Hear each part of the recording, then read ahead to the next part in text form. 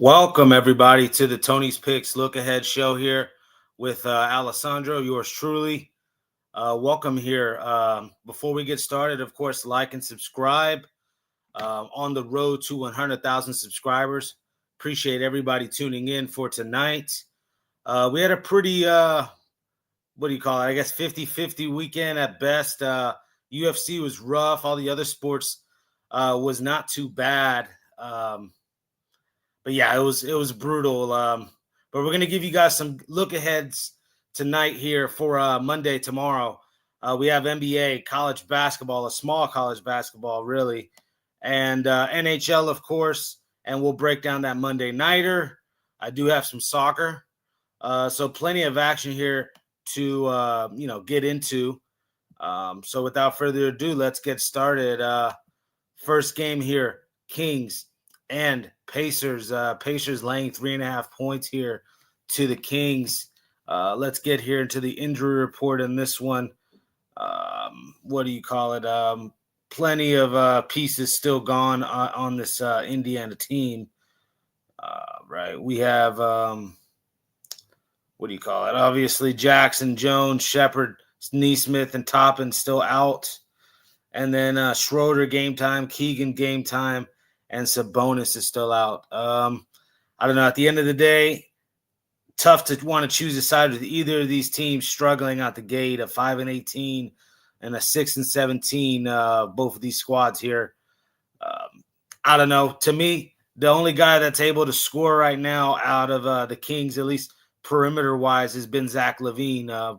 DeRozan is shooting 38% from three. Much improved numbers for him. He's normally obviously been a mid-range scorer. I don't know, just, yes, 38% for him, but only 1-3 per game actually out of him. I think you get more production out of LaVine, who, scored 40-plus the other night. I like this here in this game. Zach LaVine, 25-plus points. Of course, I can find you some props on the Indiana side, but if you want to back the Sacramento side prop-wise, I think Zach LaVine's your guy. All right, next game here, we got Suns, Timberwolves. Timberwolves 9.5-point favorites here at home against the Suns, still with no Devin Booker. A couple other pieces out as well. Isaiah Livers is out. Dylan Brooks game time decision, and obviously Jalen Green still out. Clean injury report here for the Timberwolves. We've kind of been cashing with them here and there. Just at the end of the day, the Ant Edwards props are always going to be live. I think this is a spot, though, just with the depth concerns I have with the Suns here with no Devin Booker. Obviously, Colin Gillespie, we gave out a 20-plus point prop the other night for him that cashed. Grayson Allen, etc. Wonder what a Jordan Goodwin's going to do off the bench for the Suns. We're having to really scrape here the scraps of the NBA, it seems like, on this Suns roster. I'm comfortable actually with laying the -9.5 here with the Timberwolves. You're talking a massive length advantage as well. Just look at the rosters. That's all I got to say. All right, Spurs, Pelicans here. Pelicans getting 9.5 points. Obviously, still no Wembanyama for the Spurs. Spurs still favored by 9.5. I'm not rushing to the window to lay anything like that with them here. Still no Castle, a game-time decision at least. Luke Cornett, game-time decision. And then obviously Poole, Zion, and DeJounte Murray still out for the Pelicans. Herbert Jones is questionable. Would like Herbert Jones in. But Sadiq Bey stepped up in a nice piece here. Obviously, the young pieces, Jeremiah Fears and the, Trey Murphy have been real nice, pieces here. Trey Murphy almost 21 points a game. And then, the rookie standout here, Derek Queen, just dropped about 4 or 5 names. There's plenty more off the bench. Bryce McGowan's. I can go on and on here about some of these young pieces. I get it. They're 3-21 out the gate, and New Orleans has not looked good. 6 straight losses here. I think against a Spurs team that's getting kind of complacent, 15-7, comfortable, sitting out players clearly. And I don't know, at the end of the day, Pelicans can keep this close, if not win this one outright. So I don't mind grabbing 9.5 points here with the home team that's desperate for a win. Total 237 is super jacked. Expect tons of offense in that one. All right, let's move on to college basketball here. Not a big slate. About 3 games I'm going to get into out of the 5. Before we get into this, like and subscribe. Hit that like button, guys. Show some love. Leave a comment down there as well. Let me know what you think about tomorrow's games. Any bets you guys like. Whatever you guys want to say, post a comment, like, and subscribe. On to college basketball here. We got South Carolina State and Charleston Southern. South Carolina State is winless so far. We were trying to fade them there with the Chicago State. That game got canceled. We're fading them here in this spot. Don't get me wrong. A Charleston Southern with a lot more offensive capabilities. We saw them outgun an IU India team that likes to go up and down the floor, plays really no defense, though. I just think there's more pieces on this, Charleston Southern team. The Bryson Battles of the world, or Bryson Blaine, 20 points a game out of him. And then this kid, what's his name here? Armani Caraway, 36 points. Look out for him as well. Last time out for Charleston Southern. Just a couple guards that, can put it up. A lot more talent as far as scorers on the Charleston Southern side. Again, we got a winless South Carolina State team here. I don't mind laying the 10.5 with Charleston Southern in this one. Before the lines came out, I had a Charleston Southern minus 14, so I think there's actually a little bit of value there. So I like Charleston Southern here minus the 10.5 in this one. All right, we got Southern taking on Texas, and Southern, has been a team I backed there against A&M. I remember that was a nice one. And then against Washington there, went to overtime. They've competed with some of these big-time D1 programs. 22 points is, a lot of points to lay here for Texas, who I have not been impressed with. A couple nice wins here. That win against NC State stands out to me. New coach in there starting to turn things around. This one, I might have to go first half. This is a tough one, man. This is a tough one. It's just Texas has the look ahead as well. Texas plays a big-time game on, I believe, Friday. Who was it again they played? Oh, yeah, they play UConn on Friday, Texas. Just don't know if they are interested in blowing this team out by 20, 30-something points. I mean, you're talking 85 to 63 gets us here. 85 to 68, those type of numbers I see. Southern, if you look, again, check out the halftime score. About the only one they got blown out first half was against Arkansas. They gave up 57 points, but that's Arkansas, who I think probably a little bit more talent right now than Texas. That is debatable. At the end of the day, I still think too many points. Give me Southern here, plus the 22. Might be a first half play. If you like the Texas side, I just don't know if they're going to leave everybody in there the last 5-10 minutes of this game, and Southern can backdoor this. I don't know. I even like Southern late in this game. Keep it within 10 to 20, a 15-point loss. I just think too many points at the end of the day. I don't want to lay it with Texas when Texas has this big-time game up against UConn here on Friday. So, yeah, I just how I feel about that. On to Mississippi Valley, Kansas State. This one here, 33-point favorites for Kansas State. And you might think, he'll rush to the window now, taking these 33 points in Mississippi Valley. Well, not so fast. We know Mississippi Valley, again, one of the worst teams in college basketball. Let's just go through some of their recent games here and how bad they've been getting blown out. First off, they were 10 to 12-point dogs against UL Monroe. Did not cover. That's the last game. Again, almost got beat by 40 by A&M. Gave up 120 to A&M. What else? Hawaii beat them by almost 32 points. Murray State beat them by 48 points. Their lone win, which I don't think it counts on there. It does count for some reason. The Mississippi School for Women is Mississippi Valley's only win here. UAB, 51 point win over Mississippi Valley in the season opener.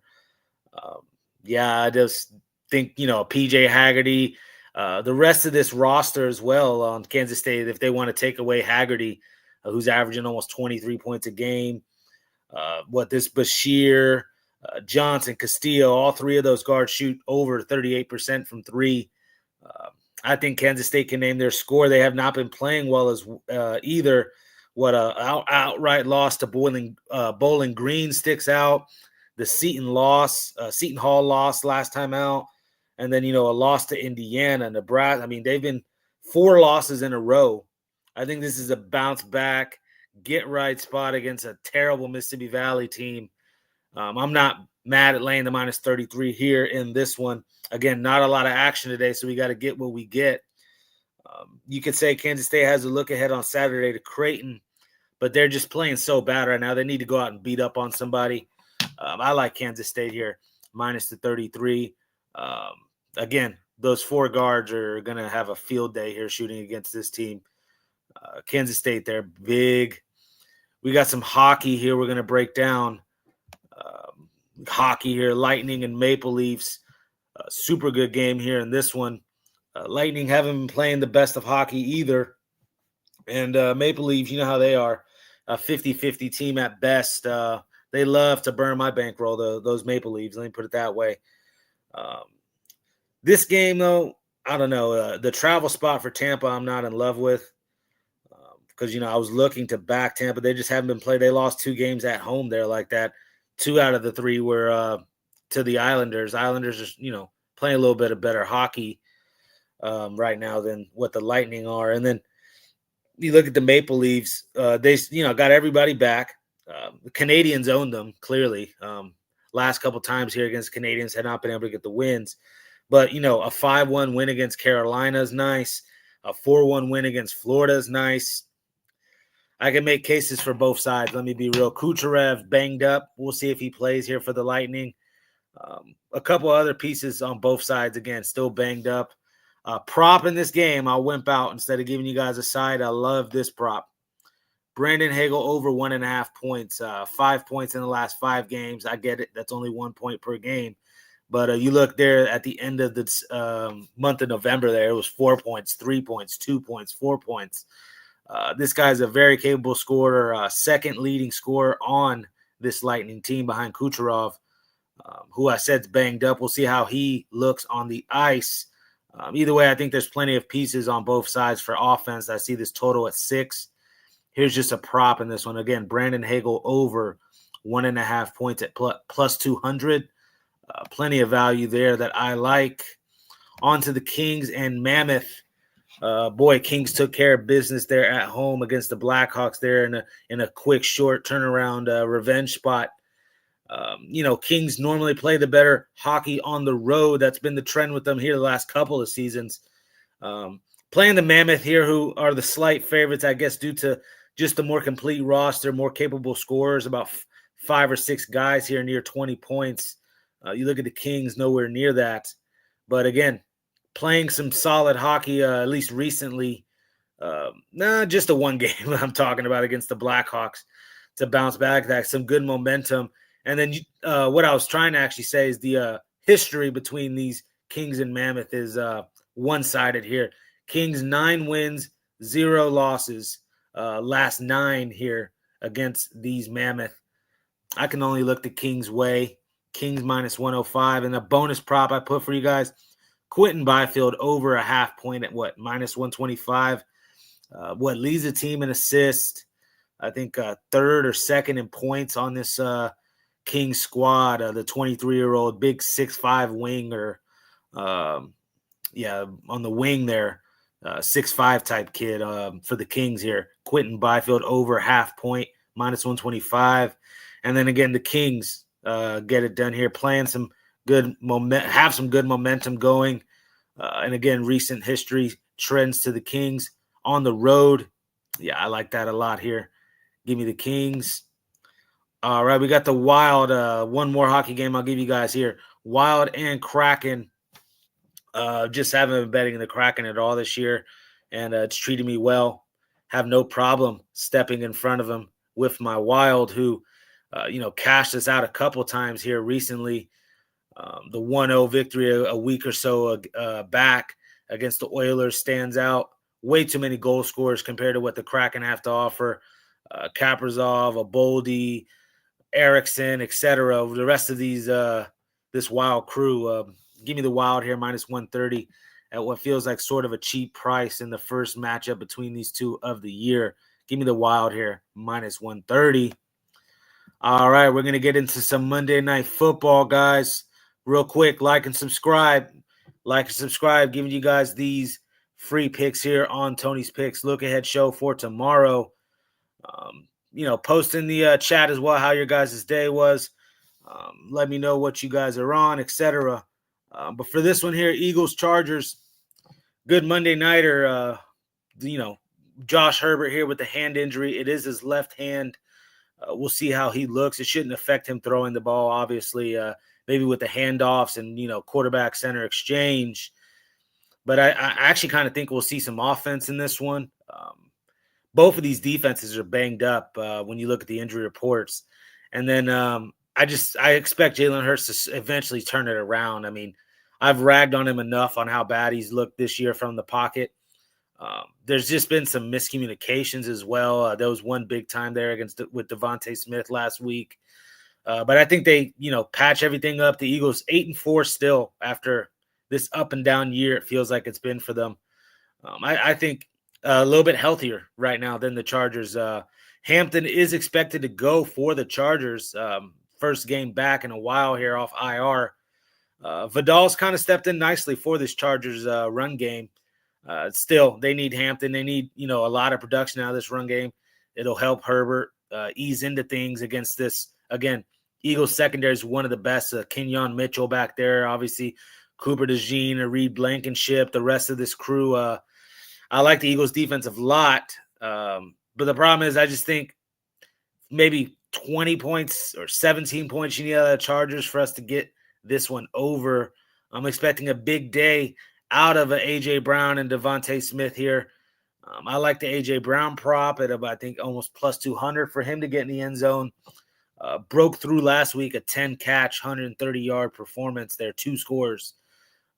Again, it feels like Hurts and him starting to turn it around. Don't like how long it took for them to get in the flow of things this year. But, again, I'm on the Eagles in this one, really. But I like the over 41.5. Just off the fact I do think we see some production off the Chargers side. Yes, both teams are going to want to run the ball with the running backs here. Barkley, a pretty solid price at plus 106 isn't bad. But the value on this Vidal anytime touchdown at plus 300 I like as well. Hampton under 11.5 attempts. I mean, big-time draft pick they got with this kid. They're going to rush him back now off IR. I think they take it light with him. He might see 4 or 5 carries. 6 carries. And I'm not trying to wish anything bad on anybody, but let's say he comes back and doesn't feel good and we get 1 or 2 attempts and he's like, Coach, maybe I need to wait a week again. And, we get ourselves a nice under on his attempts.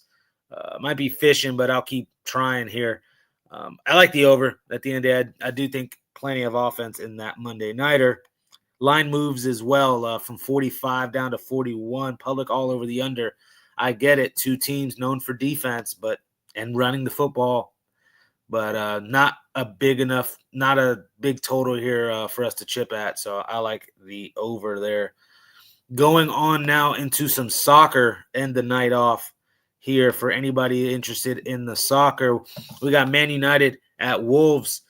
At the end of the day, Wolves has actually dominated the recent matchups here. A 2-0, a 1-0 outright wins over this Manchester United team. Obviously, a lot of turnover here with Manchester United. And I think this is a big-time revenge spot for them against a Wolves team that's, 0-2-12 out the gate here in the Premier League. Again, one of the bottom dwellers. I like this a lot because they've lost the last couple times to 0 versus Wolves. Well, I think they get their revenge. Win to 0, plus 190 here for Man United versus Wolves. I like that play a lot. Again, revenge spot here for the better team. We got AC Milan at Torino. Again, another kind of rivalry here that Torino's actually a recent history. This again since 2023, 2024, 2025-ish time frame, they've been winning these actual couple matches, if not drawing with them. I think there's plenty of value on the Torino side. I love fading these big time clubs. Believe me, I was looking at ways to try to fan Man United last game I just talked about here. I think the big club to fade here is the AC Milan, and we can get a plus 100 on the double chance, a plus 400 on the money line. Yeah, I'll take my shots. But that's pretty much all I have for you guys there on the look ahead for tomorrow. Check out some of these comments here. We got D in the chat. How's he been? Rough weekend for me, at least Saturday-wise. Sunday, not too bad. 1-1, 50-50. D's on Southern. I mean, I would have liked 28. When I drew the line, I said 28. But 22, hopefully this thing rises. Again, I'm leaning dog here. Don't want to lay anything with Texas here. Again, with the big-time UConn game up next. It's Southern. D likes the Southern.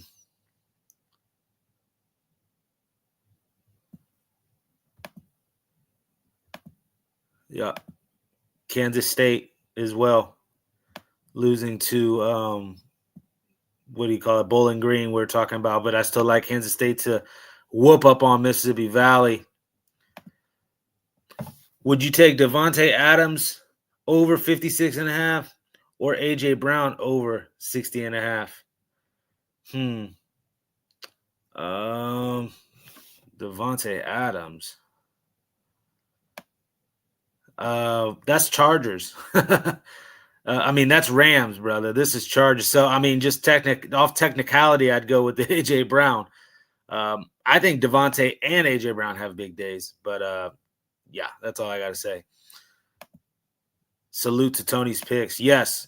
So like and subscribe, guys. And everybody in the chat, post a comment when the live stream's over as well. Let me know what bet you guys are on tomorrow. And, yeah, we're almost done here. Just going through some of these comments here. Herbert, pass yards under. Not mad at that. Is it going to affect the run game, this hand injury, the handoffs, the under center run game? A lot of shotgun runs, a lot of shotgun passes. That's just trying to give you what I'm thinking here. But, yeah, I'm never mad at anybody trying to chase it under. We know the public pounds these overs on all these props. So, yeah. But there you have it, guys. Broke down all the slate. We'll have a bigger show tomorrow, a lot more to break down. But, again, like and subscribe. Check out the site here, Tony'sPicks.com. The link is in the description box down low. Just click the link. I'll have a couple plays out. Again, it was a 50-50 weekend. The UFC really wrecked me this weekend. I gave out way too many dogs. They didn't give us out anything again. It's been about 5 or 6 cards this year where I did that. Just went dog crazy and went 1-4 on these things, or like a 1-2-5 on these things. It's just ugly. But again, when you're chasing plus money, it comes back around. When you have a 4-2 day with the same type of value that I just touched this past weekend, it comes way back around the other way. Just one day at a time. Never get too high, never get too low. But let's make tomorrow a winning day. Best of luck to everybody, guys. Peace.